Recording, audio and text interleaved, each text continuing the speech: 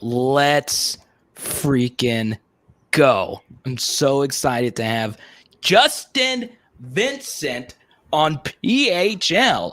Are you kidding me? This is so cool. Just a few weeks ago, we had Jeremy Hill on, and my goal, Justin, is to get all the great, legendary LSU running backs on this channel. And you were next up on the list, man. How is your life? How is your life going right now? Helping out the kids build a Mardi Gras float. Yeah, man, that was a task for today. I had to, put together a Mardi Gras float with Gorilla Tape, and also had to, find a glue gun because some of the stuff didn't want to stick because I had to spray paint it yesterday, and I was trying to power through that so I can come kid on the show, and give myself some time so we can connect. But yeah, man, it's a house with two kids. I got one that's about to be 6 next week, and I got a 1-year-old, two boys. So we talk about this all the time on the channel, including Cliff, the super dads of Power Hour LSU, and you're on the list, man. Super dads. That is the most important thing you can do as a man in your life is be a father to your child. And we talk about Cliff all the time. We talk about Jason and so many viewers of the channel. And that's really cool, man. That's like the number one thing. It's amazing. I'm not a father yet, but it's just amazing how, you play football your whole career. You kind of think football is your life, and then you get to this stage in your life, and now you're like, oh my God, I used to be running people over against Oklahoma, and now I'm having to figure out how to put duct tape and some wheels together. Yeah, man, it's pretty nostalgic, right? Because you never foresee yourself being your parents, right? I Right. never, my dad is my best friend, right? We do everything together. We hunt, we fish, we own racehorses together, the whole nine. It's a pretty cool thing that I want my kids to experience with me. Now, my oldest didn't really like me that much when he was younger. Now, as he's getting older, he's starting to wanting to be with daddy all the time, right? The 1-year-old could care less if I'm here or I'm not here right now. But yeah, so that relationship and growing up and having a family and bills and everything, that's something that you never think about when you're toting the rock in Steiger Stadium. So this is amazing to me. You're telling me this before you came on. Now that you're with Tiger Athletic Foundation, you've been doing this for a while. When the transition with Brian Kelly was happening, I always say this on the channel. When there is transition, you never know if you're going to be a part of the next staff and the next wave. And then you have a pandemic and all of that. So first off, tell everyone what you're doing now. And second off, walk us through what that feeling was like during this last transition phase. What I'm doing now, I'm the director of athletic alumni engagement for the Tiger Athletic Foundation. I meet with former student athletes to see, what it is that they would like to help out, with their sport, whether it's baseball, football, volleyball, swim, whatever it is. There's always a need. We endow scholarships. We're not really endow scholarships. We have a collective group now where we put all the money in the hub, and basically whoever needs it, whatever sports needs as far as scholarship goes, that's what we do. We raise money, philanthropic funds to pay for out-of-state student athletes, right? Wow. And we also do facilities, and that's it. It's all private money. We get no money from the state. We're a 501c3. It's a pretty cool thing for me because obviously I went to LSU and I didn't know anything about TAF when I was in school, and now, my role is try to get in front of as many student athletes as possible when they're in school to let them know what it is that we actually do and introduce them to donors. We have a thing coming up pretty soon called Thankathon, where we, get kids to basically call people back to back and say, thank you for what you did. And, it really meant a lot to us. That's really special. And not a lot of schools do that, but I'm very proud of that. So you're with Tiger Athletic Foundation, and, there's just so many challenges now with fundraising, right? With name, image, and likeness that's happening now, that's a totally different thing that I know, you're kind of a part of, but you're also doing the Tiger Athletic Foundation, fundraising for the sports themselves. Yeah. From your perspective as a former athlete, how has name, image, and likeness been moving along with LSU, and how do you think it's affected college sports? We went kind of slow out the gate because we want to make sure we do it right. The last thing you want to do is put your kids in harm's way, and be violation central, right? So we put the best foot forward. We had a consulting group come in, Altius with Casey, and we met once a month. I'm on the NIL board, So it's pretty cool to see what it's grown to. I mean, obviously we all knew that this was going to come to a head one day. Um, with college coaches getting paid the way they get paid, you can't possibly scream amateurism anymore. Like, so you gotta be willing to let these kids make money off their name, image, and likeness, whether they're signing autographs, whether that's doing endorsement deals for companies. It is grown a lot, and I don't think, it would, to a certain extent, it would do anything as far as fundraising goes, because people there's still going to be a need for your tickets, your parking, and all that stuff, and you get points allocated, which helps you get that. So if you stop giving, you don't get, right. Right. And it's a give and take relationship, but it's cool, man, to see what's coming. I'm just trying to get retroactive on. I'm trying to get some back pay. You know what I mean? That's the thing, man. People, like, you were the biggest star back in 2003. I just couldn't imagine how many NIL deals you would have had when you go 100-yard game, 100-yard game, 100-yard game in the biggest moment of LSU football up to that point. I'm sure you would have signed a few autographs in. Yeah, man. It's pretty surreal to me to even think about it sometimes, because obviously I work at LSU, and you walk around in different buildings, football, whether it's my office, and I'm walking every day I walk to my office, I walk past a picture of me. Yeah. So it's still, to this day, it's still surreal, the moments that I had with that team and the things that we were able to accomplish. From Marquise Hill to Marcus Spears to Matt Mauck, Jack Hunt. All those guys that made that thing so special, man. I still, you get the chills even thinking about it. What we're going to do, actually, is we're going to break down some film of some of your best runs back in 2003. But let's talk a little bit about Brian Kelly and how things are going inside the walls of that building. Obviously, I'm sure you've been pestered about when is he going to have a press conference, and he has the two great press conferences these past couple of days. How has the transition been from where you are? Obviously it's change is inevitable, right? You knew that everybody couldn't stay. You knew everybody probably wanted to stay, but sometimes you need to change a guard and shake some things up. We had 2 down years. We had some things that kind of fall by the wayside. I think he's coming in. He's trying to right the ship. He's trying to make people buy into what he's selling. I've had a couple conversations with him privately. I like his approach. I met most of the staff he's brought in. I think they're genuine dudes. I think they actually care. They want to see this place get back to where it's supposed to be and needs to be for all of us to be happy. But yeah, man, it's cool, man, to get the opportunity to meet somebody like him, who basically a guy who's walked this team for the last decade up to the playoff door, basically, or the BCS door, whatever you want to call it. To come down here and move his family and try to right the ship here at LSU. It's crazy to me, right? Because he's been around so long. Like, I mean, he was coaching, when you were playing. Yeah. Right. From a player and now as an administrator, what are a few things specifically that you've seen up to this point that really stands out to you about him?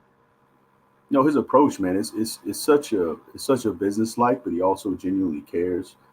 Because at the end of the day, he knows, you can't get paid a lot of money like that if you're not, one, caring about the kids and going about your business the right way, right? Because you'll get ran out of town as quick as you got here. He definitely he commands the room when he gets in one. He speaks, adequately about what he is trying to do here. I watched a little brief snippet of the presser today when he was introducing offensive coaches. Just his presence, it's something different you haven't seen in a while. I'm not quite sure how personable he is yet. Now that's one thing I think he's going to have to learn, that these people in Louisiana, the culture down here is different. You got to get to know folks. You got to love them, wrap your arm around them, tell them that you care, and that's just, not just a stop in the road for you. But no, I think he's going to do a good job, and I truly do. And Coach Frank Wilson, who I worked for 6 years at football before I moved over to TAF, he's there to kind of point him in the right direction. So I'm looking forward to this. I'm looking forward to see what's next. Shout out to RSX, our first super chat. He says, me and my granny watched that legendary Justin Vincent game together. I became a fan that day. How does that feel, Justin Vincent, that it makes me feel old, man. Because I'm pretty sure I'm older than that cat. But yeah, man, it's such an honor and a humbling experience for me. Like I said before, you just don't know what you don't know when you're in the moment, right? And, right. For me, I'm 39 years old, man. I'm knocking on the door of 40. I got 2 kids. I never envisioned myself being, in a position like this. Hell, at one point in time, I didn't even think about college when I was in high school. So I already know I didn't think about this. So, but yeah, man, it's truly an honor. When I meet people, when I bring up stuff, which is kind of sad though for me, because I don't want to blame it on concussions or whatever it is, but there's sometimes I don't remember half of the stuff. I'm not even gonna joke with you. Really? Yeah, man, I gotta watch it. Yeah, it's for me though, I wouldn't change anything. I'd do it all over again, 100 miles an hour. So you have one life, and I'm gonna live it the way I want to live it. You know what I mean? Yeah. So I got to shout out Mark. He was one that badgered you on Twitter to come on this show after the Jeremy Hill appearance. And shout out to Mark for helping set this up. Ask Justin Vincent how it felt to have 201 yards, 2 tutties versus Georgia in the SEC championship game. It was pretty interesting. So prior to the game, you're doing your warm-ups, and both the teams are back-to-back. And the running backs were in the end zone, in kind of Georgia's end zone, the tunnel that we came out of. And we're warmed up, and there's like a bunch of fans like on the front row, and they're just giving me the business. Like, oh, Vincent, you're not going to do this and this today, blah, blah, blah, yada, yada, yada. And then you get up in the middle, and we're doing team run. Some of the players are talking trash. I have a good time with David Pollock a lot. Every time I see him, he goes, Vincent, get away from me. I hate your guts. So if you notice, when I scored that long touchdown, I dropped the ball and I looked to the stands. I was trying to find the one guy who was MFing me and doing all that crazy stuff. I was looking for him, but I couldn't find him. I just hope he knew I was looking for him. Man, that was such a great performance. And people forget, it wasn't just that game. You carried the load versus Auburn. You carried the load Arkansas, Mississippi. All of it. It's kind of crazy, right? Because you're a true freshman, and then you're kind of starting to take over what was a loaded running back room. Did Nick Saban come to you and say, "Look, you're the guy now. We need you to go out there and win us these games"? No, man. It was kind of simple. We were sitting in the running back room. We were going through film, and Joe had got hurt against Florida. Sharon had got hurt against Florida, and I got in, and I played a little bit of game. I threw a good block for Michael Clayton, but we ended up not scoring that play. I think Matt threw a pick on the next play. But, things started to come natural. One thing Derek Dooley did for us, or for me in particular, he always used to say, you're not a backup. You're a starter in waiting. So practice like it. Know what you're supposed to do. Because we throw you in there, you don't know what to do, you'll never play again. Okay? You need to know that. And he harped on that a lot, right? So I took pride in that. When I left Barb High School in Lake Charles, I knew I wasn't going to play. I knew if I was going to play, it was going to be just on special teams. Like, I knew that. Because when I left 2002, when I got here, you had Joe, you had Sharon, you had Double D, you had Tofield, and then in 2003, you signed Allie, you signed Barrington Edwards. So for me, I was like, yeah, whatever, man. I'm gonna go out there and do my thing, but I'm gonna eat on special teams, and that's what I did. And the Oklahoma game comes around, and people forget, right? Going into the 2019 game as a program, we felt like we were going to win that game, but at least you had the other natties. 2003, you were going in, and this was truly the one championship game where it was LSU versus the world. Everyone had Oklahoma. Everyone was talking about Tommy Harris, Teddy Lehman. White had just won the Heisman Trophy. So you legit had doubters going into this game with what we know now is the greatest coach of all time. What was the message going into that game with all the pressure on you guys going without any national championships in the modern era? People, you listening to the media, and, we weren't supposed to be there. This is the better team. We don't have a chance. I remember hearing somebody say, I don't know who it was. They were like, they might not get the ball past the 50. Hopefully they don't get blanked. It was one of those things. And, a lot of our guys, I was on the team with some dogs, some guys who from Michael Clayton and Marquise Hill, 5 stars who decided to stay in Baton Rouge and make this place special. And, and for them, I looked up to Michael. He was one of my mentors. And, he said, hey, don't change nothing. Go out there and run like your hair is on fire. Do your thing, and we'll be all right.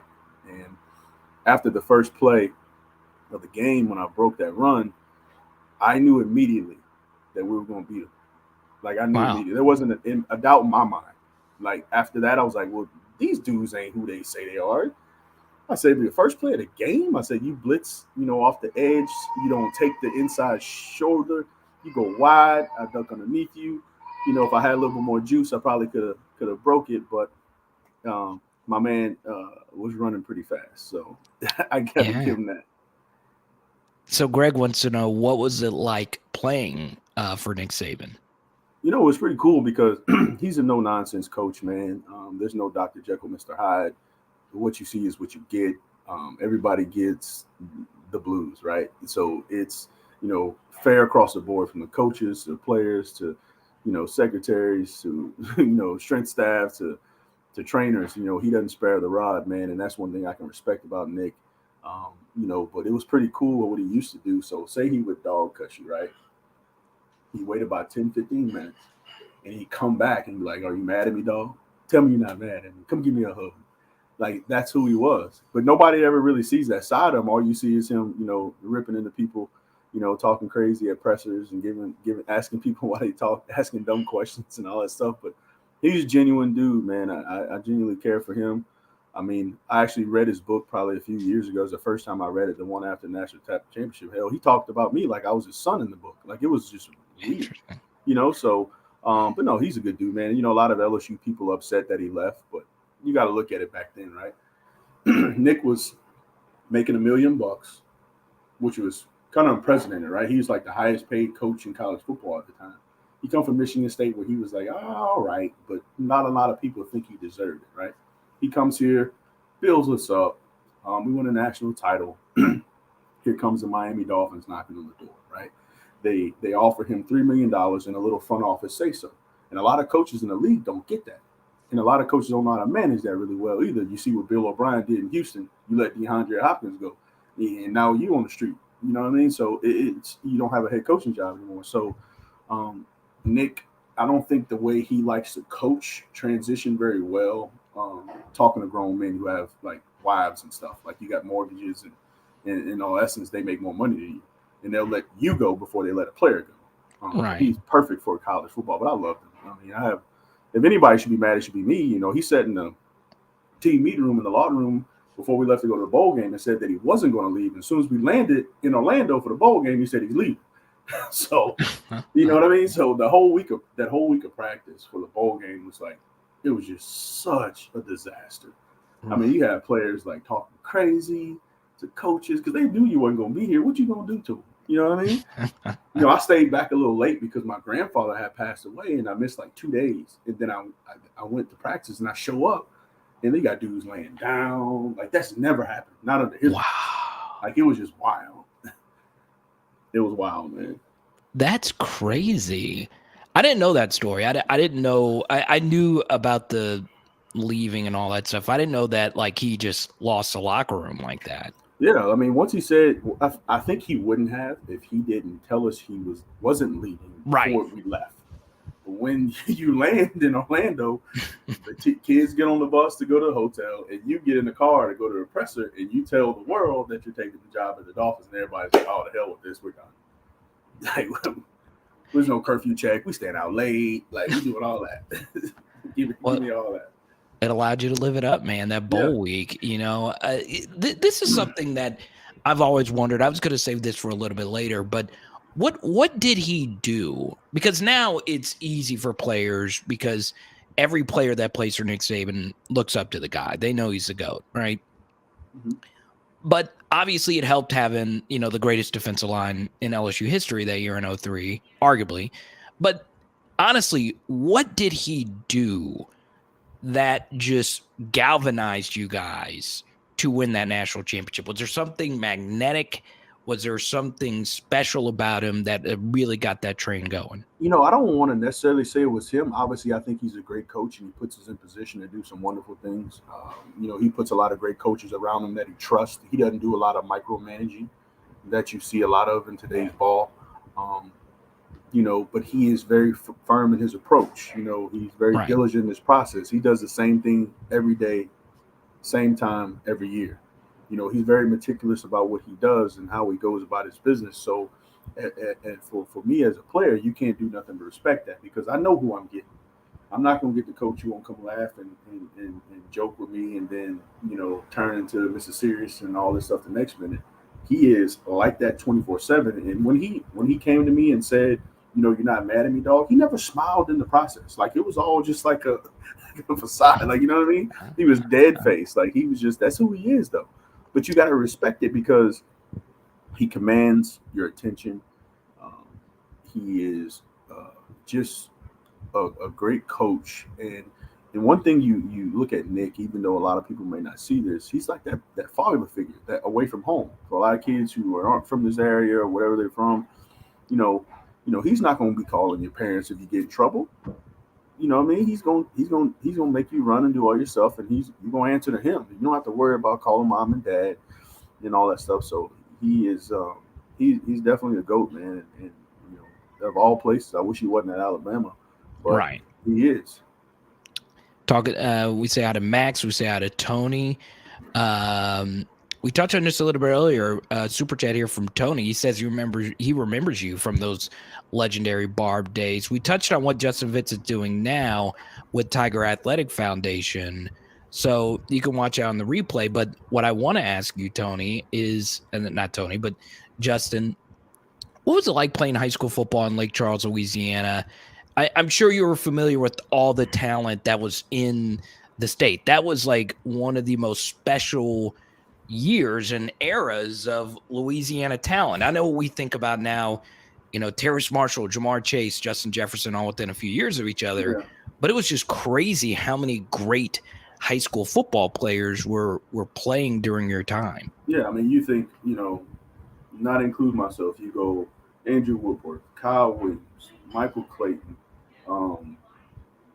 who else? Yeah, Spears, Rodney Reed, Corey Webster, Jack Hunt, Kevin Stelz, Brandon Hurley from Washita Christian up there in Shreveport.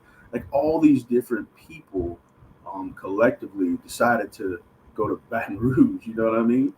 I remember playing LSU. I mean, not LSU. It felt like I was playing LSU, playing West Monroe in 99 or 98.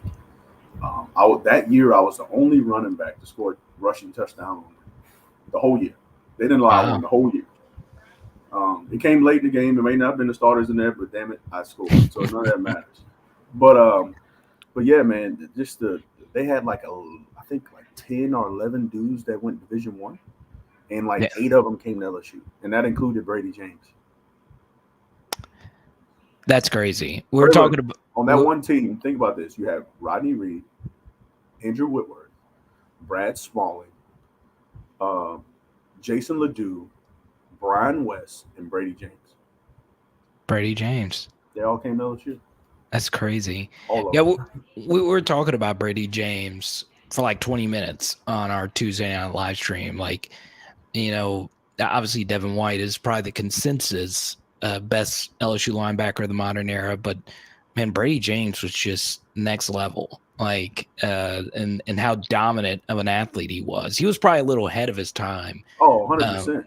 With the speed. They walked him. I remember we changed our whole offensive game plan that week. We played them in 98. My quarterback is normally about 6 or 7 yards deep in the shotgun. We moved him to 12 to give him time because nobody could block Brady off the edge. Brady played backer, but they always walked him to the line and let him go because they knew nobody could block him. Right. We completed a pass. If anybody completed a pass on him, it was by the grace of God because you wouldn't have the time. What a freak, man. Yeah, So this is interesting, Justin. On PHL, I'm trying to get people into collecting LSU cards. So what's interesting is I thought I was going to be able to find a Justin Vincent Pittsburgh Steelers. I got you one. I'll send it to you. Yeah, please do. Somebody sent me. This was probably during the pandemic. Somebody sent me a stack of LSU ones and Steelers ones. And there's a Justin Vincent card out 100%. there. Okay, so we give out a ton of cards, right? We gave out a Jamarcus Russell autograph card today, but when it comes to your memorabilia, this has always been on my back shelf right here.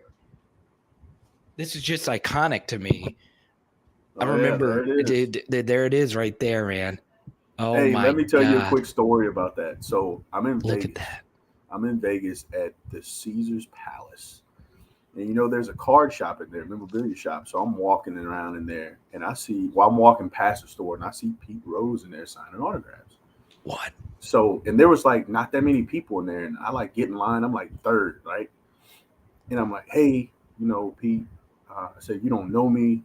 I said, but we share something in common together. I said, we're on the same cover of Sports Illustrated. He goes, don't tell me you're Justin Vincent. Dude, hey, it made my day. Oh my goodness. Made my day. And I've never gotten to meet you personally, but just reading your tweets, you're a big sports historian. Yeah, man. I'm sure you were just shook, one of the greatest. Shook, man. He was like, don't tell me you're Justin Vincent, the kid from LSU. I cried. We took a picture together the whole nine, man. It was pretty cool for me. That's nuts. I grew up, I played baseball at Barb too, which everybody knows Barb is a powerhouse baseball wise. They won their 11th championship this past year and won one national championship. And I got 2. Look at you. Yeah. Look at you. So here's what we're gonna do. All right. We'll get to a couple of these questions here. Who's the best player JV played with and against? That's from Pegasus. JV, what was the hardest hit you ever gave in your career? We're gonna do those in just a second, but I want to do something new here on PHL. And Justin, we're gonna walk. I want you to walk us through this first run right here. Ooh, man, it's power. This is power to speed fake on it. It was supposed to go downhill, but obviously Tommy Harris blew that up. That play is not supposed to be outside at all. It's supposed to be up the gut. And, basically you see a 210-pound freshman not wanting to get hit. That's what you're looking at. That is exactly what you're looking at right there. I mean, it's down, and around right here. This is exactly what it's supposed to be. But look at Tommy with Ben. And look at him coming across face right there. The linebacker, David Jones, makes a great block. Brandon Everett just trying to come make a tackle. Little fake Heisman pose right there. Oh, no, here it is. This is it. This is Derek Strait. This is the one. There it is. And yeah, man, try not to go out of bounds, man. Get the first down. The next play was a touchdown. It was almost identical to that play. And we're gonna go through that play in just a second. Yeah. And the thing is, so your 2 most iconic runs, this is my favorite part. Look at that. That's the eye of a champion right there. That's the eye telling Nick Saban, just give me the ball and let me decide this game. Yeah, man. I love that look on your face, man. So, I turned it on. I was always a jokester, pregame. Because really? I never got nervous. That was one thing about me. I never, for whatever reason, I think there's something psychologically wrong with me. Because, you on the biggest stage in college sports, you should be a little nervous, right? You should be puckered up a little bit. And I was like, yeah, whatever, dude. I'm going to go do this thing. Once I get hit, I'll be fine. And then after that first hit, after I got tackled on that first play, I was like, yeah, I'm good. Yeah. And what's crazy is that run is where this covers from, when you first shook number 7. So yeah. I want to run this again. And, you're talking about Tommy Harris. For those that don't know, Tommy Harris was Glenn Dorsey that year, right? He was just – he won everything. He was the best player in the sport. And And, he's going up against Ben Wilkerson, arguably the best LSU center of all time. Remington Award winner. Yeah. So, that's two icons going up against each other. And I think people tend to forget, Justin, as a true freshman back, to bounce this. It's a bold decision to bounce this right here. Because, I couldn't go inside because look at that backer. He was shooting the gap. I mean, if I'd have tried to stick it, I'd have took a 3-yard loss. And dude, these two shakes here are just so nasty, man. And this is just you making plays. And we tend to forget, these runs just didn't make itself. You had to go out there and actually make these guys miss. And look, that's another Lake Charles guy right there, 71, Nate Livens from Washington Marion High School. And there's Witt. Yeah, Witt. Lord have mercy, that dude is no. Listen, I told him that we were in LA for the first game, and he came up to our little event. I said, look, as long as they still want to cut you a check, man, take those people's money. I'm telling you right now, take it, man, and run. That's but yeah, so man, Devry should have pushed me or something. Pushed me forward a little bit more, held me up, let me keep running. But yeah, Michael getting dirty with Teddy Lehman right there. And then look at the eyes. I can't get over the eyes right here. Yeah, man. All right, so let's go through the touchdown run. Okay, so this is just an incredible run. Basically the same play. This is basically the same play, man. Look, watch the referee throw a block for your boy right here.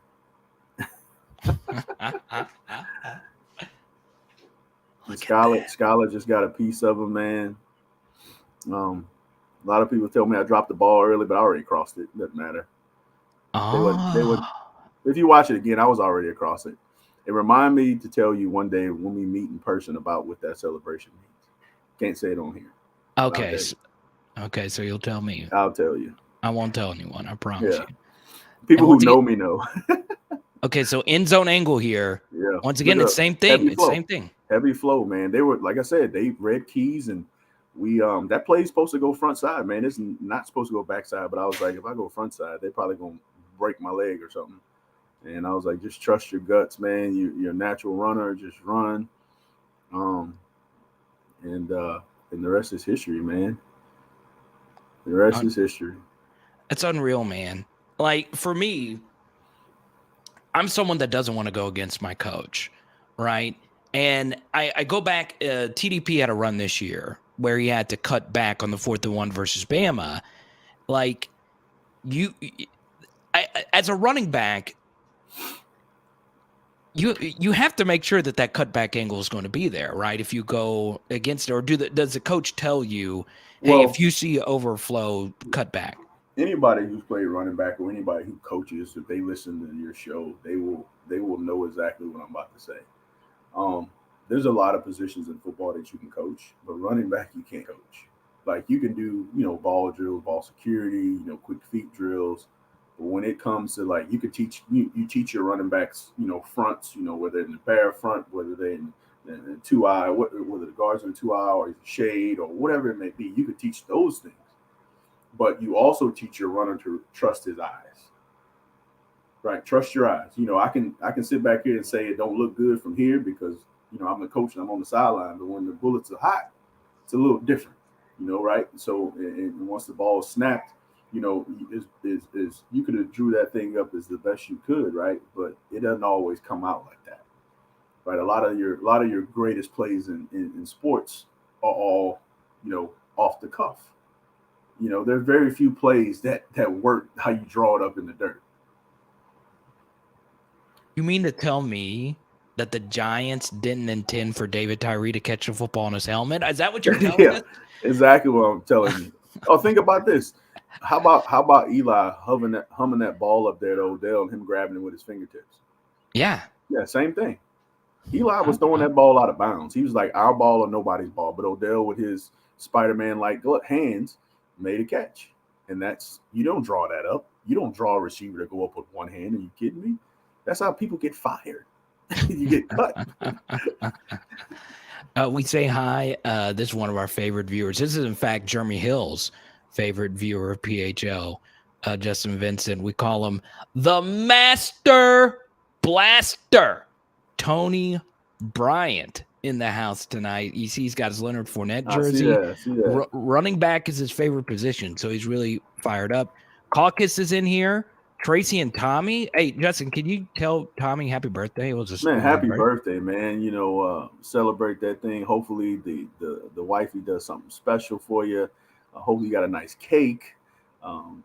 Resting your feet. Got your laptop in your lap, watching the show and listen to us chat it up. There you go. Justin Vincent, hardest hit you ever took and gave in your career? Ooh, hardest hit I ever took. Now, there'll be some people that might want to debate about this because I am on this man's highlight tape, but it's not. Oh, yeah. It wasn't a hard hit. But my hardest hit was my first action against Florida in 2003. It was hot as hell. I get in the game after Joe and Sharon gets hurt, and we're coming out. And I had to jump through the hole. I mean, it might have been phone booth size like that. Here comes Channing Crowder, that hosts the show The Pivot with Ryan Clark and Fred Taylor. He hit me under my chin, and I kind of went numb. Now, mind this, and we're winding back. So there's two hard hits. We're playing Alabama, even though, when I was in school, we never lost Alabama. We beat them like they stole something every year. Right. But there's a player named Freddie Roach, who everybody kind of knows. He's coaching now. Freddie, there's a D tackle that grabbed me. I was going through the line of scrimmage, basically like the run you showed. I was going through the line of scrimmage. The D tackle grabbed my leg, and I was trying to pull away from him. When I pulled, I turned towards where I was, but then I spun around, and he hit me right here. You ever had your foot fall asleep? Yeah. That's how my body felt. That's how my body felt. Yeah, I know. I remember Freddie Roach. Where is Freddie Roach coaching now? Oh, man. Come on, tell me. Where is it? Okay. He was at Bama for a minute. I don't know where he's at now, but I know he's everybody. If you know college football, you know anything about the SEC. Bama wasn't that good back then, but him, Charlie Prefera, Anthony Madison, they had some dudes, and he was a thumper. 03, I was only 4 years old, unfortunately. Didn't become a fan until 04. Quick question. When Justin left in 06 for the NFL, did he know how special the 07 team was going to be? No, I can tell you this, though. In 2005 and 2006, we should have won a national championship. Yeah. We lost 2 games, both years that were nonsense games. That overtime Monday night football drama after the hurricane against Tennessee. We're beating them 21-0. Going into halftime, we lose 28-21. And we lose to that BS call in Auburn when they called Ronnie Prue for jumping. Said he used that was the first time they ever called it ever. That was the only losses. Some of those guys are still there. A lot of the young cats played a lot of ball, from your Luke Sanders, Derry Beckwith, Jonathan Zenon, all those cats. Shevis Jackson. And obviously Craig Stelz, sorry. No, Craig Stelz, sorry. Craig Stelz, yeah. Kevin was my fullback, yeah. All right. But no, you knew that team was special, but I had no idea, obviously it would never happen again. You can't have 2 losses and go to the Natty. But they were talented as all get out, man. From Matt Flynn was out there dealing it out, signed Demetrius Byrd. Birdman catching the ball against Auburn. I was watching that game in a sports bar in Pittsburgh. I'll never forget. I was sitting on a patio watching the game. I was hot that we didn't kick a field goal. Like, I was like, what is Les doing? I wanted to throw something at the TV. I was like, what's going on? But yeah, I knew they were special, but I had no idea that special. So I want to ask you a question, and and you could be as honest as you can about this. Did you like Les Miles? Yeah. Yeah, I actually did. I think Les kind of fell in love with Les a little bit, I think. But Les gave me an opportunity not only, to play for him, but he gave me an opportunity to coach for him and be on staff as well. So, hats tipped off to him. But yeah, Les was a character, man. I mean, he was one of those dudes who everybody has a friend like this who just blurts out stuff. That's who he is. You just hope he don't blur out the wrong stuff. You know what I mean? Right. But no, I think he was a good one, man. I just think that he didn't want to change, and that was ultimately his demise, like the end of it. So I'm sure you get asked this all the time about after 03. You still had a really good LSU career. I would argue more so it had to do with Joseph Adai hitting a next level in his career. Yeah. And then later in your career, I wrote down all the running backs that were in your running back room in 05 and 06. So in 05, you had to share carries with Joseph Adai, Ali Broussard, and Jacob Hester.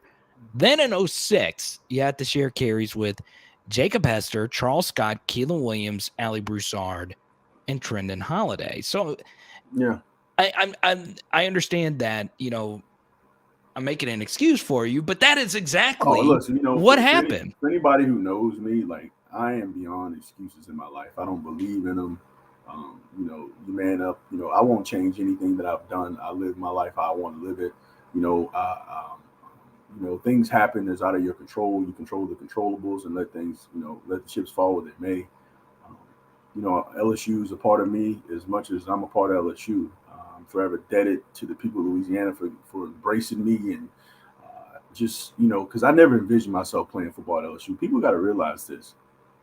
LSU was horrible when I was getting recruited. Like early 2000s, like, they were bad. I remember one of my good friends. They all diehard. They ended up coming to LSU with me, and they were like, "Man, you gotta go to LSU. You gotta go to LSU." And they took me to a game. I never forget playing Florida, and it's like pouring down raining.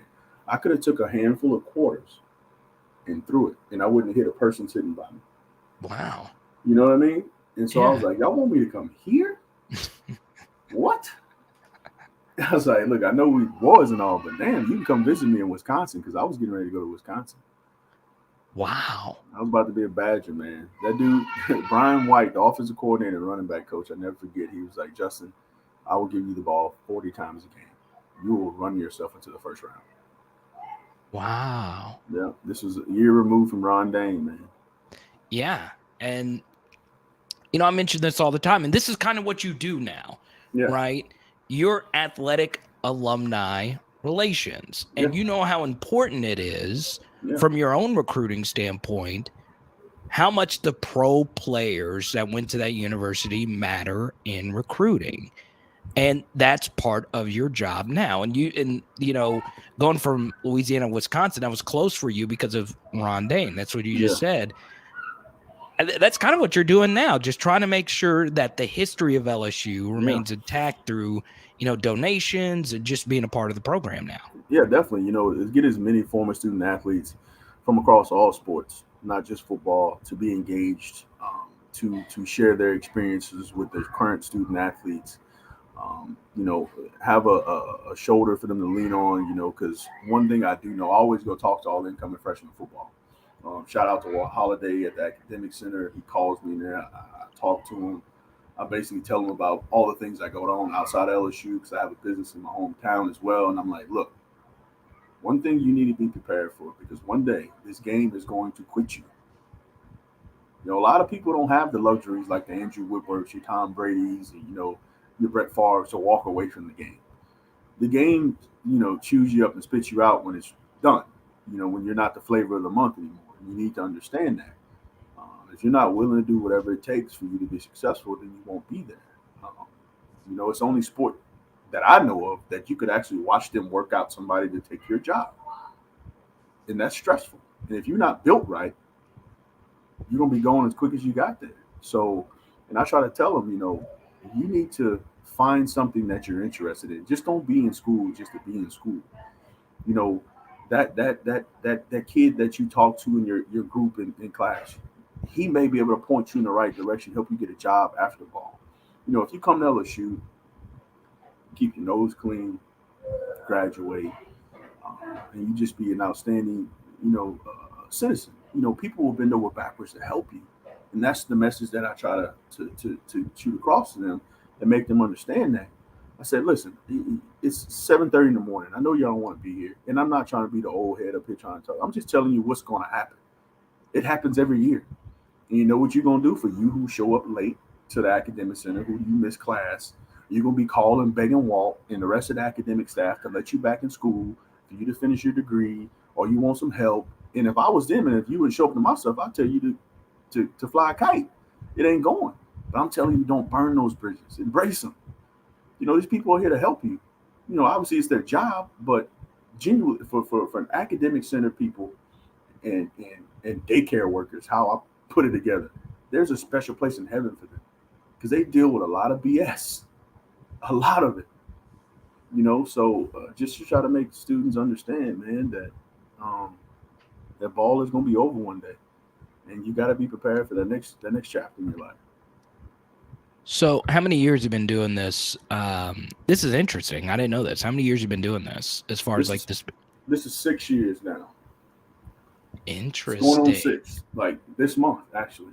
Well, next month, March, it'll be 6 years. Wow. Yeah. So this is very key. Was there a player that you saw and you're like, wow, that kid's going to be special? He's listening to everything. He's taking notes. Well, was there someone that just you're like, okay, that guy is the next Whitworth or the next Charles Scott or whoever? Obviously he didn't need any knowledge from me, but we spoke a lot, we chatted a lot, and it was Leonard, Fournette, and Ethan Posey. We spent a lot of time together, man. Obviously I was in that running back room as much as they were. Whether it was doing, the running back test for them to have an opportunity to make sure their brain is sharp and going into game day, or making those phone calls and making sure they're showing up on things on time. We just had a bond, man. It was pretty cool. Those kids, you could spot a mile away, who get it, right? Who treat it as a business. This is a business decision. I'm going to come to school. I'm going to try to graduate while I'm here. If I don't, I'm coming back regardless. And I'm going to go get this money and play ball at a high level. And look at Ethan Posick. Ethan is a free agent this year, but he's made a bunch of money. He's got a family. He lives here in Baton Rouge in the off season. You look at Lenny. Lenny is all how you would draw him up, right? He's like how you would draw a running back. 6'1", 6'2", 230 pounds, runs 4.5, high 4.4s. His hand's a little suspect, and I hope he hears this because he knows he needs to work on that. But he can run the hell out of the rock, man. He is that dude. Now he's a Super Bowl champion, and you call him Super Bowl Lenny, And I'm trying to get him back in school to finish his degree up. Yeah. So you knew Leonard Fournette had more than just the ability. He had the work ethic and everything. Oh, there's one more. And this is a pretty interesting story. So we signed Devin White. Obviously, we signed him as a running back. And so Coach Frank was like, JV, we got to tell Devin he ain't going to be able to play running back. I'm like, what? I said, man, son, you got problems because I know he's going to be upset. He was like, no, I don't have no problems because you going to tell him. I was like, what? I said, man, they don't pay me to tell people nothing but to tell them to be on time. I said, that's what they pay me for around here. I said, he said, no, man, for real. So he comes in the running back room and we're talking. I was like, look, Dad, we got Leonard, we got Darryl. Time is going to be, sparing as running back. I said, but if you go to linebacker, I said, you probably going to play right away. He's like, all right. He said, that's it. He got up and walked out. Wow. He got up and walked out, man. That's crazy. Got up and walked out, yeah. So Devin's another one too, man. Devin's another one who you can just see it. Like, this is what he wants to do. So a lot of people, once you get to this level, and it always weeds itself out at the end of the day, you will know who loves football and who's playing football. You can see it. If this is something that they genuinely care about, if this is something that they do because they're good and they don't really work that hard. Those dudes who I named work hard. And that's why they are who they are. That's crazy. It's so cool. I love a good Devin White story. Yeah, man, I wanted to ask you this, and Johnny 5 wants to know the answer to this, and Johnny is South Louisiana guy, diehard LSU football fan. This is going to be the most exciting running back battle this year that I've ever seen. Like, we have no idea who that guy is going to be. So how do you assess the running back room right now? Whew, man, if I'm Coach Frank, which I'm glad I'm not there because he'd be asking all kind of questions of me, I'm gonna let it play out in the spring. I generally, you have no choice. Who's gonna get the nod, right? Everybody's gonna play, but who's gonna get the nod?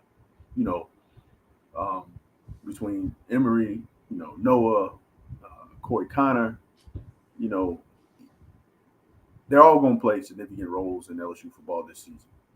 But to who's gonna get the nod, that's gonna be the question that needs to be answered during spring and fall ball. Um, Yeah, that's a tough one, man, because they all bring something different to the table. You look at Noah, who's a seasoned vet, put in some work. Was a little injury prone, a little bit. Got hurt a couple years back to back on Penn State. But when he's healthy, he can run the hell out of that thing, man. And we've seen flashes of John Emery. Obviously, he had his issue, but I think if he comes in focus, there isn't possibly a better back on the team because he's the complete package. He can catch the ball, he can run the ball, he can block. That was one thing that my running back coach when I was in Pittsburgh, Kirby Wilson, he told me. He said, "Dude, listen here. Everybody can run the ball. What you do when the ball is not in your hands, that's gonna be a deciding factor to me. Can you block? Is it something that you're willing to do, that you want to do? Because I can go out there and run the ball. You know what I mean? But having somebody step up and take this job serious, I think, this spring I'm going to spend a lot of Saturdays in Tiger Stadium, put it that way. Go watch spring scrimmages. I need to see when the bullets are hot, how these guys perform. But, it's going to be pretty exciting. How intense are those Saturday scrimmages in Tiger Stadium? And can you really differentiate anything from the scrimmages? Yeah, because a lot of the stuff on Saturdays, it's tackled to the ground. Doing the weakest thud. Nobody's falling down. At least not on purpose, right? But in the scrimmage, you're doing goal line situation. You're doing third and long situation, third and short situations. You need to go get that yard, protect the ball. Who's gonna get down there and stick their face in the fan and get that extra yard to keep the drive going. And it's basically situational stuff. The ones and twos will go. One offense will bring against two defense, and vice versa. Two defense. Number one defense will be against two offense. So you'll see some guys shine and step up to the occasion. You see other guys that sometimes it always comes ahead. That's at every school. That stars to me don't mean anything. Like they mean nothing. Like you pay to go to camp. You got to pay to go to their camps for them to rank you. Because nobody can tell me, I don't give a damn what nobody says. Nobody can tell me that Thurl Simon shouldn't have been ranked. Somebody like Terrence McGee shouldn't have been ranked. Those people who are doing the stars, they're not going to Franklinton, Louisiana. They're not going to Eunice, Louisiana. They're going to the schools that's always had kids. They're going to your Mater Days, your De La Salles, your West Monroes. They're going to all your Florida schools, Pompano Beach, and all those places. They're not going to these small towns and back roads of Louisiana to find these studs. So stars mean nothing to me. It's when them lights cut on, what are you going to do? Is the moment too big or you can rise to the occasion? Yeah, that's so interesting, man. It's we know you're a busy guy. You've been flying all over the country, going to DC. Yeah, man. I'm all over the place. You go everywhere, man. I do, man. So I with the luxury of what I do, I travel with the women's basketball team every now and then. I go with men's, I go to just about every football away game. I go out and I visit donors, play a little golf, go to dinners. With this job, which is really cool for me, I get to do all the things that I thoroughly enjoy. Because people who know me know that I love to play golf, know that I like to hunt, know that I like to fish, know I like to hang out, and, talk to people and have that bond and build relationships. Because, I've been very fortunate. I've done a lot of things in my life that people would, cut their pinky toe off to do. and I don't take it for granted. I cherish every day. I cherish the things that I'm a part of, and being at LSU and having an opportunity to give back in some kind of capacity, I feel like I almost owe it to this university, because it's been so good to me. Question from Pegasus: best player you ever played with? That's a tough one. And does that question stem at every level, or is it just at LSU? Let's actually spice it up, because we've talked about Whitworth, Mauck, and Michael Clayton and all those guys. Pittsburgh Steelers, you win a Super Bowl ring there. Mm-hmm. What was that like for you? And who were some of the guys that you saw,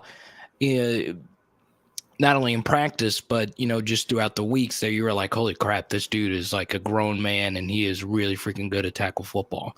And I tell you, I got a quick story. So I'm walking in. I was in Atlanta, and that was when Bob Petrino was there, and he quit on us in the middle of the year, and he went to Arkansas, right? So I get cut, I go home, I get signed by the Steelers. I'm there for the next 5 years, right? So my first day in Pittsburgh, the locker room is pretty unique. We share a building with University of Pitt, and nobody knows that really. It's like draw a big old indoor facility, like a big building, and draw a line in between it. There's literally Pittsburgh Panthers here, and we're over here. Interesting. And we share indoor together, and we share a practice field. We have the first two. They have the next three that are outside. But anyways, I walk in the locker room. They show my locker. I'm right next to James Harrison. I'll send you a picture in a little bit. I'm right next to him. And we go upstairs. There's a back stairwell to go to the meeting room. But while I walk to my locker, I just see like some bread in a locker. Like, not like slices of bread. Like, I'm talking like a roll, like something you get fresh out the oven at like an Italian bakery, like some Olive Garden bread sticks, but it's bigger. And I'm like, is that like real bread up there? Is that fake? So I ain't pay no mind. I'm talking to myself. So I get up to the meeting room door, and Troy Polamalu stands at the door, and he's like, "Break bread with me, brother." He's giving it to everybody as they walk in. "Break bread with me, brother." And I was like, man, I just saw this hanging up like by the tough acting, and you want me to eat this? So I'm like, this is Troy. I'm gonna take a bite. You know what I mean? So I ate the stuff, and it was pretty cool. But then I walk into the weight room about a couple weeks later, and Troy's in there like bouncing on this ball. Like, and it's like, the big like workout balls. Yeah. And he's like bouncing on it. He's doing all these weird like plyometric movements and like just being like extremely weird. Because football is like hang cleans, a bunch of Olympic lifts, power, strength, speed. He ain't doing none of that. He's doing bands and that ball. And he's done that the whole time I was there. Like, I ain't seen him lift not a dumbbell, no bench press, no nothing.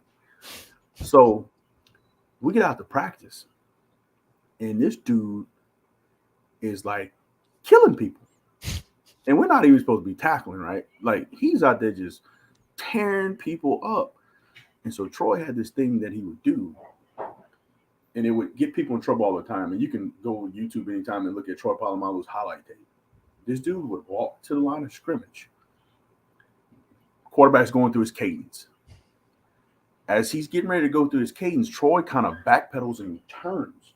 And he's acting like he's going like cover the deep third or cover like the cover two or whatever it is.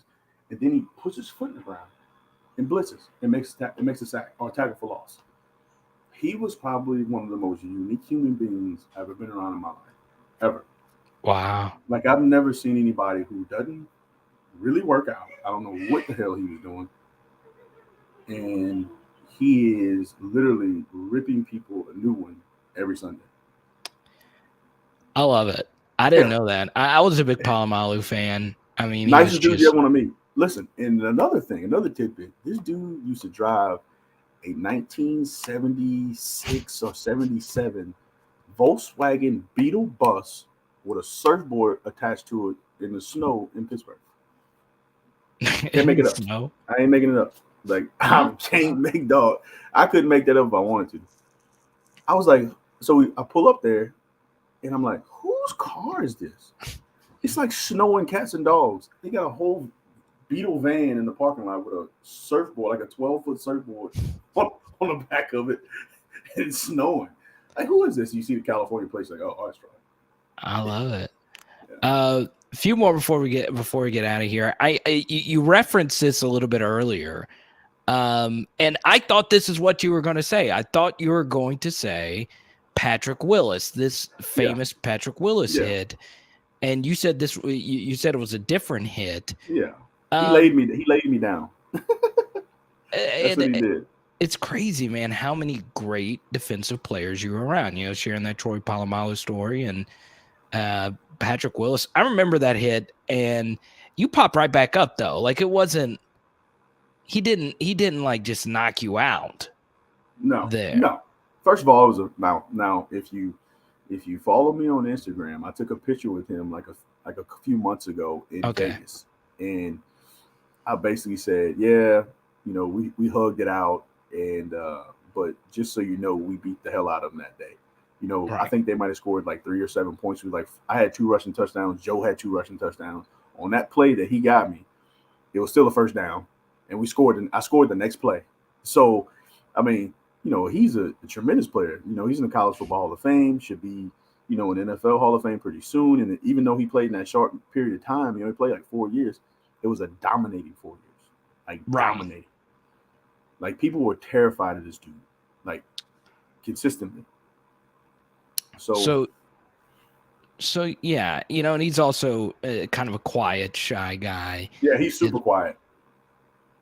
Yeah, super quiet, man. Hey, look at your messages I sent you on Twitter. I want you to see that. I want you to look at that picture. Let me see right here. You know what's interesting to me? While I pull this up, I want to ask you a question about Mike Denbrock. Okay, so he gets hired, and he mentions today about running the football, right? And you know we're in a passing age, and he did talk about throwing the ball vertically, but he wants to get back to running the football effectively. That's what they did at Notre Dame. That is also, of course, what they did at Cincinnati to a certain degree. How did you feel about that? Because you know you were part of mostly run-based offenses as well. And I'm sure for you personally, and I know you can't say this vocally per se during the time, but I know it's frustrating for you to see LSU struggle running the football as much as they've had these past couple years. What did that mean to you when you heard Mike Denbrock say that? And how do you feel about running the football in the modern day now? I mean, it's refreshing to hear, but I also have heard that before, right? So you guys showed me better than you could tell me. You know what I mean? Because we had tremendous talent, and for whatever reason, whether it was schemes or whatever, we just didn't get it done. I think, you know, like you said, people have went away from the traditional running. You know, nobody's really using the fullback anymore. Everything's out of the gun. You do read options and all that stuff. But if you can throw the ball effectively, you'll make those gaps a little bit bigger, and you know, running back with a little juice can hit the gap and get the much needed yardage. But I think, you know, go about it how we've gone about it, but as long as that clock is when it hits 0 is reading LSU 1, I don't give a damn what he does. You can turn the running backs and receivers for all I can. I never got a photo from you, Justin. I just sent it. Let me see. It might be my Wi-Fi, man. You might need to refresh that thing. Oh, here we go. No, I got to refresh. Look at this. Oh crap. Okay, so So this is Justin Vincent's locker room. And there's 2 lockers to the right. One is James's like auxiliary locker, and that's his real locker all the way to the far right. That's so crazy. So you were next to James Harrison. Mm-hmm. That's truly incredible. One of the, one of the most iconic Super Bowl plays that ended up being the second most iconic Super Bowl play in that game. Obviously, the Santonio Holmes catch. But yeah, here we go. Here's Carvis, who's a big fan of yours. John Emery and Noah Kane are the next Justin Vincent and Joseph Adai. I'm for it. I like that. Hey, listen, I am for it. Be better than that. Be Jeremy Hill and Leonard Fournette. Be all that. Be Kevin Falk. I just want some dubs. That's all I care about. All right. So we ask all our running backs this. If you were to put together your top 5 LSU modern day running backs. So we're just talking championship era, 2003 on. If you were to make your top 5 backs, who would be in that list? Ooh. Obviously Leonard, Jeremy, Jacob, Joe.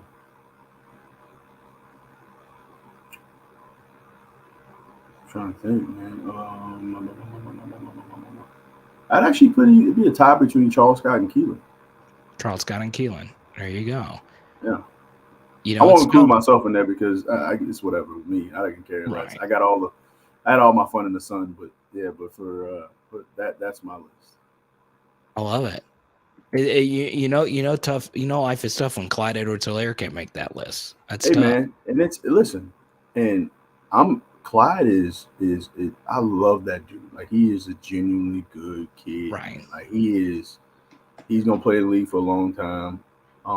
But for me, the guys that I named, not only did I play with some of them, they did it for 3 to 4 years straight. Right. Consistently. Like, and that's none of Clyde's fault. You know, it fell in where he fell in, right? You know, whether it was he had somebody in front of him or whatever it was. But these dudes that I named were like this. On time, consistently. So that's what I envision. It's crazy, man. And post career, we touched on this at the beginning, and before we let you out of here, it's amazing how well you were able to transition, right? Especially, coming from the high of 03, and then the next 3 years serving your role, stepping up when you needed to step up. Final game versus Notre Dame. You weren't playing a lot. You had a really good game that game, and you then transition to the NFL. You're serving your role, and then you're now 39, building a family, being a part of LSU football. Were you scared during that time? Because I'm sure you saw the light at the end of the tunnel, and you were getting ready to transition. And it's amazing how well you got through all that, and your resolve and finding your footing for what you wanted to do next. It was tough, man. I'm not even gonna front.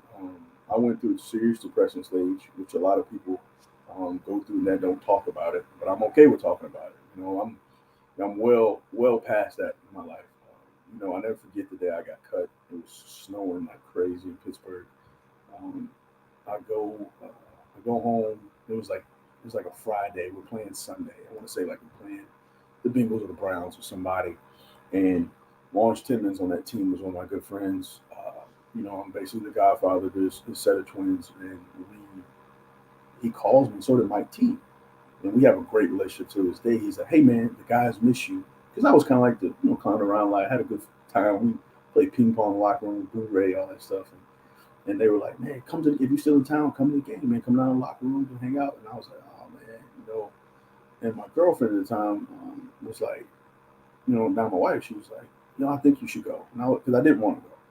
So I went and went to the game. After the game, I left, went home. I went upstairs, took a nap, and I woke up like in a cold sweat, crying like profusely, like knowing that it was over.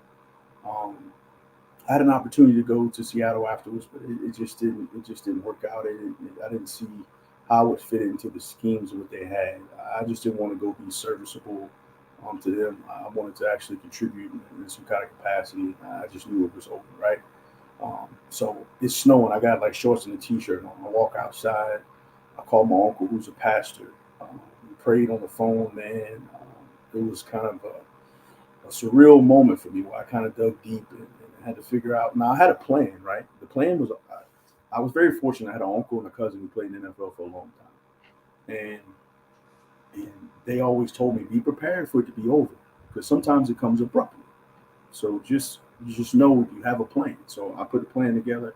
I knew I would come back to school, work on my degree, shoot at this master's and this whole nine.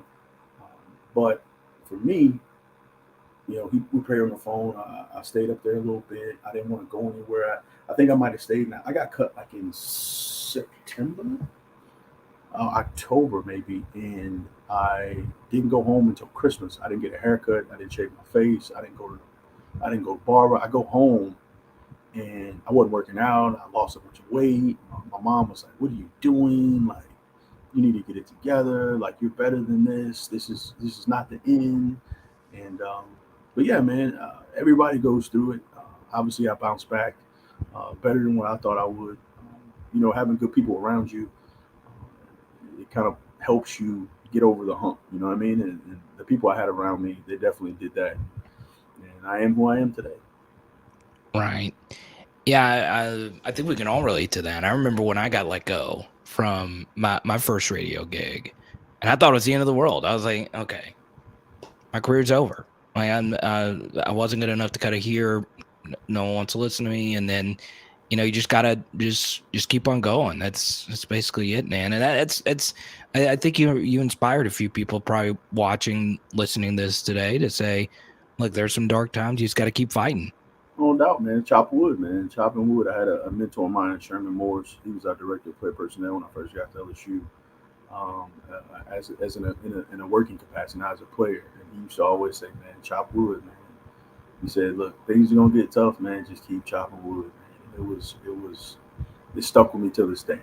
And and that's something I'm gonna teach to my kids, and hopefully one day they'll teach to their kids. Like, there will be very crappy times in your life. I mean, to the point where you think you don't even want to be a part of this thing anymore, right? But you just need to know that people out there that love you, care about you. You can get by this. This is just a test, right? So for me, I'm blessed, highly favored, man, and happy to be here and be a part of the university. I said earlier that it gave me so much, and able to give it back to and speak to a lot of people and share my love and compassion for this place. There you go. Look at this. Jonathan has been a viewer of mine for a long time. When JV had that opening run against Oklahoma, even though Derek Strait caught him, it ignited, I love that word, the Superdome, and the atmosphere changed. I shed a tear with friends. We were in that end zone. Man, I was a kid too. I was younger as well. I was lucky enough my dad was able to get us tickets. And I had the same feeling. Like, I had never felt anything like that in my life. I was still, relatively younger at the time. I mean, I'm 33 now, but I just remember I was like, goodness gracious, there was a jolt in that building that we had never really felt in our lives. And Justin, we thank you for that, man. It's crazy knowing that you had that. And you're 18? Yeah, 18, man. 18, man. And you're experiencing that. So one thing you could do, so Justin could get up in the morning and get his kids to the Mardi Gras parade. Yeah. You need to go follow Justin Vincent on Twitter at jvincent25. Look at him. Look at the dapper bow tie we got going on here. It's my wedding day, man. It's on my boys, man. I'm actually watching the dude on the far right. I'm actually watching him right now. He's the assistant head women's basketball coach in South Carolina. Oh, cool. Well, there you go. It's good stuff right there. Yeah. Well, go follow him. Let him know how much fun you had watching this interview. It was obviously a lot of fun, Justin. I can't wait to actually meet you, get these cards from you. I'm looking forward to it, man. I'm excited to know that Pete Rose looks up to you. That's obviously really, it's I don't want to say he looked up to me, but he accepted me. There you go, man. Well, we will talk to you soon. Hopefully we can get you back on, and we appreciate you, JV. We really do. Man. Appreciate you having me. Appreciate it. There you go. That's Justin Vincent right there. Go on Twitter and show him some love. Big time. I didn't want to keep him that long, but the conversation really started getting good right there at the end. So obviously the best thing you could do as far as getting some more great interviews, obviously we're lucky that every single interview has been phenomenal up to this point. We've had 5 guests on the show, 3 from the media world, 2 from the playing world. And as you can see, all these guys are very successful, and we're very lucky to have Justin Vincent, and what he's doing now with Tiger Athletic Foundation. It's obviously really cool. Hanging with Drew. Still hanging with Drew, JB. Aaron, thank you so much. I appreciate it. LSU beating OU for the national championship still puts a smile on our face. Yeah, Kenneth, and they always say this. There's something about being the first, and I do think that's what makes the 2019 team so special, is that it just exceeded just everything. But I always go back to winning that first, the first. It's so hard. There was so much pressure. We were at home. But at the same time, once again, I was younger. I'm 33, so I would have been like in 6th or 7th grade when I was at that game. And, we didn't have camera phones. We weren't able to document. I don't have anything from the game other than, I believe, my ticket. I think I still have it in the Sports Illustrated cover that you saw earlier today. It was the first. And being the first is so different. There's just so much more pressure on you going into that game. We had not won a championship since the 50s. And the guy that won us the game was an 18-year-old kid from Lake Charles, a guy you just saw. And there's no telling, once again, Leonard and Devin White and all those guys, they're probably still going to end up being great players. But, once again, it's different when you have Justin Vincent mentoring you at such a young age. So obviously he is one of the most important Tigers in the history of the program. And as you learned in today's interview, it goes beyond on the field. It really is that off the field mentorship. And you heard at the end how difficult and how abrupt and how brutal the end of his NFL career was. So it really is wild. And it's cool. It really is cool. So I was glad we're able to relive that. I was glad if you guys missed it, and I think Carver, you joined us a little bit late. We actually did some film study where we were going through some of Justin Vincent's crazy runs in that Oklahoma game. So if you want to go back after the end of this live stream, you can go check it out for yourself. It was really, really cool stuff. Let's see. Aaron, thank you so much. I thank you for being a part of it. And we all should thank Mark. Mark was the one who actually tweeted Justin Vincent, and Justin Vincent, Mark with a few tweets to Justin Vincent, JV DM'd me and said he wants to come on the show. So that was obviously Mark who deserves all the credit there. And because of that, Mark also joined the T-shirt club. And I actually sent you a little bit of a bonus in there for helping us set this up. Really appreciate it. Don't worry, RD the Mayonnaise Kid. We will have this interview up right at the end of this live stream. So you'll be able, for those that missed it, you will be able to see the whole thing when this live stream ends. So here's what we'll do. I'll answer. I'm going to take these headphones off for a little bit. I'll answer as many current LSU-related questions. Obviously, we touched on Mike Denbrock and his press conference today. At the beginning of the interview, we also touched on Justin Vincent's thoughts on Brian Kelly. No, Mark, it was you, man. Kim Mulkey getting a big win tonight. That obviously makes me really freaking excited. It also is very important when this is over, tweet this link out so Justin Vincent can retweet it and he'll know that you really loved him coming on the show. How hard did Jacob Hester work? This was a really good question. I didn't get to it. Obviously, Jacob Hester is one of the hardest workers. Doc Knock said, this was actually pretty funny. Les got us a chip and kept the program relevant and held them back at the same time. This comment is just true. It's just true, right? And Justin Vincent wasn't going to say it, but really. Les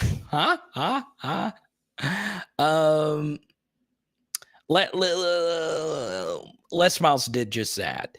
And look, I will even take it one step further, and I wouldn't do this because this would cause a major firestorm. But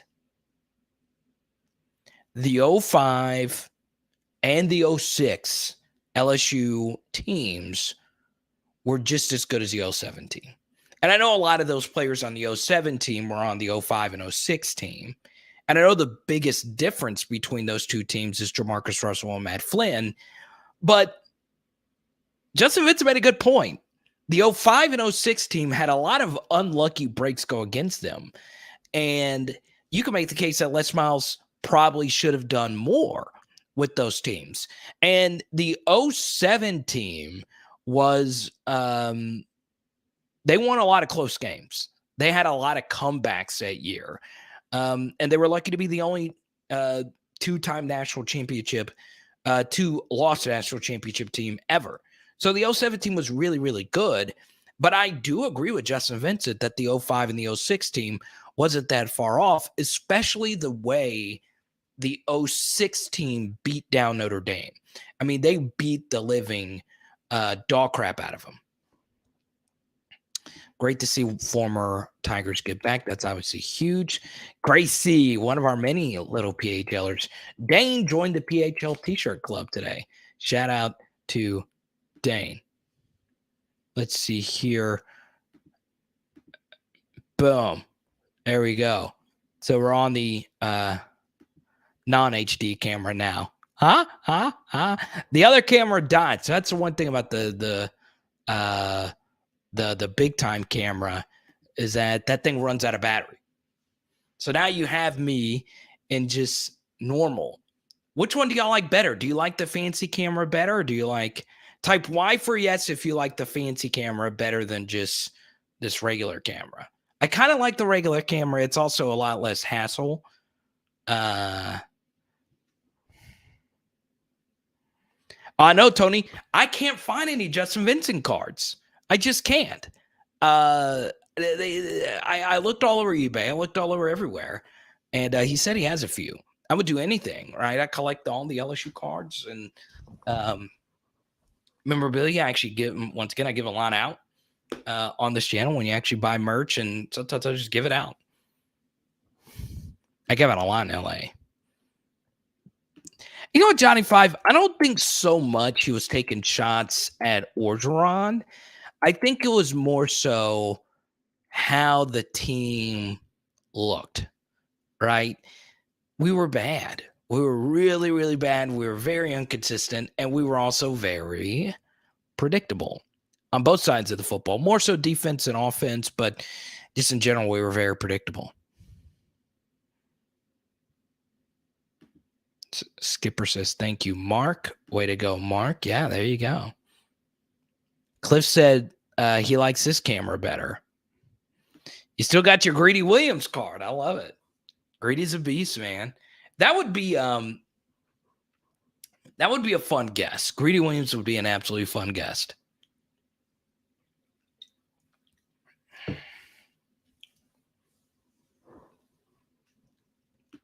I agree with this. Let's see.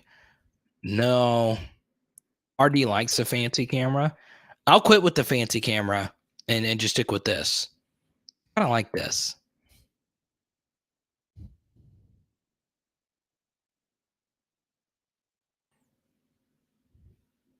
Kenneth likes the old school non-HD camera. I agree with this. I don't think we're going to see a meltdown like what we had these past couple seasons, but we'll see. I still think, yeah, I would love both of these guys. I like both of them at the same time. It'd be wonderful. You know, it's kind of crazy though. Like, you think about those things a lot, right? Would Ed have done better if he didn't just melt down? Would he still be the coach now if he just did a few things different? And I still think he would. I still think he would be the coach of this team had he won 2 or 3 extra games, or if we didn't lose the way that we lost. And I think the biggest issue was we were losing games the same way we lost to Mississippi State in 2020. We lost that game the same way we lost to Ole Miss in 2021, which was a clear sign of us not learning from our mistakes. So, you know, it is what it is.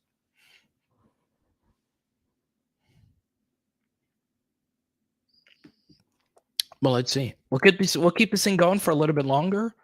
Once again, Cash App Super Chat. I want to shout out Greg with the very nice, generous Cash App. I really appreciate you, my friend.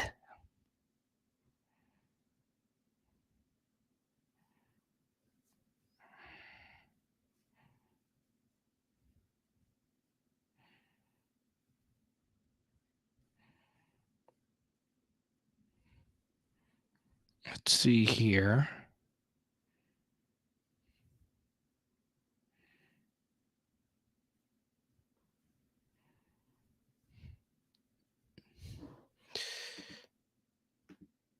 He's coordinator hires killed him. He had one lucky hire, and thank you for that great mistake. Yeah,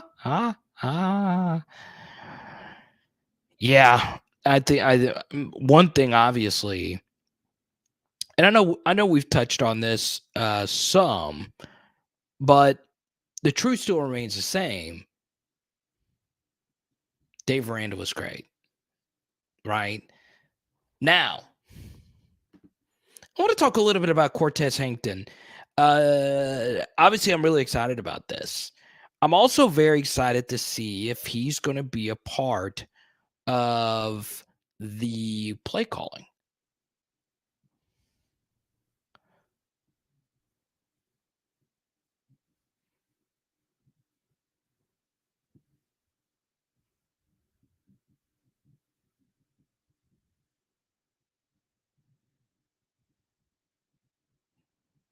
Let's see, Skipper.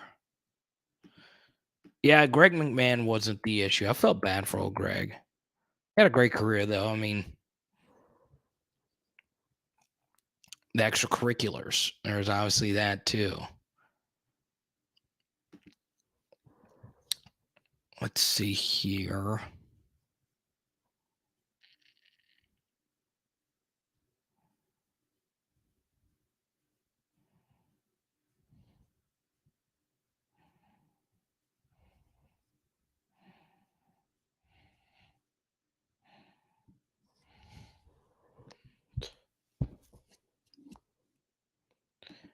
Yeah, Durante at the end really was fine. He really was. Those last few games were dominant. And then November was just incredible for him. Johnny, I'll touch on this for a little bit. Did BK take a lot of shots at Coach O in his press conference? Yeah, I don't know if those were shots per se. I think it was more so him just calling it like it is, right? The reason why we were where we were is because we kept doing the same mistakes over and over, right? Sometimes it's just brutal honesty. Jesse, what's good, man? You mean running toss dive into a 9-man box wasn't evolving? Strawberry says, welcome to the channel, Strawberry. Robert Steeples is a future head coach. He impressed me in his interview. Yeah, his ascent has been nothing short of incredible, going from where he was in high school to the NFL and now at the Division I college ball. What's up, Turkey? Our top viewer in Turkey. Blessed, what's good, my friend?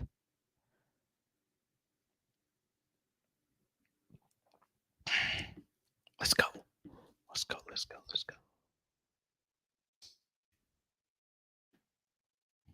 Yeah, once again, just got word I will be in Baton Rouge this Saturday, so I'll be seeing Cliff if you're going to be in town.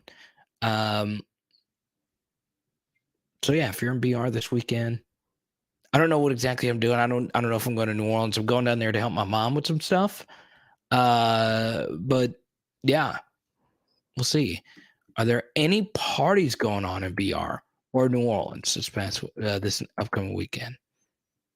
Cliff's going to be there. Okay, we'll link up. I wouldn't have been mad if they kept Jones. Yeah, but I mean, I just think you just got to start the whole thing new. I just do, especially with the way things were. So yeah.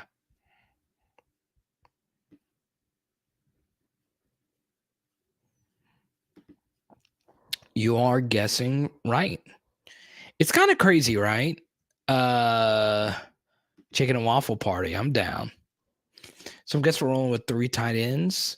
It'll probably be something like that. I also think they're not done in the portal. I think they're going to go after a few tight ends there. Well, there you go. All right, guys. Once again, go to Twitter. Tell Justin Vincent how much you enjoyed his appearance on this channel. It was a lot of fun. That was obviously a dream for me. You know, one of my earliest Stadium remembrance. My first game in Tiger Stadium was the Oregon State win in the pouring rain, the Alexis Cerna game. That was the name of the kicker. I'll never forget the name of that kicker. Missing 4 extra points and us finding a way to win that game. But really, my earliest memory was Justin Vincent. So, that's I know it's an early moment for a lot of us here. And so I was just really cool getting to talk to him, talk ball, and all that good stuff. So on Saturday night, will we do a live stream? I don't know yet. I might do one from Cliff's house. So if we can. So what I need you to do is be on the lookout for that. And we'll talk to you soon. It is his Twitter handle. Let me get it for you. This is his Twitter. Right there. It is Power Hour LSU. Boom. Ooh, tonight I might dig into some Oreos. Don't tell Haley. Shh. Let's go.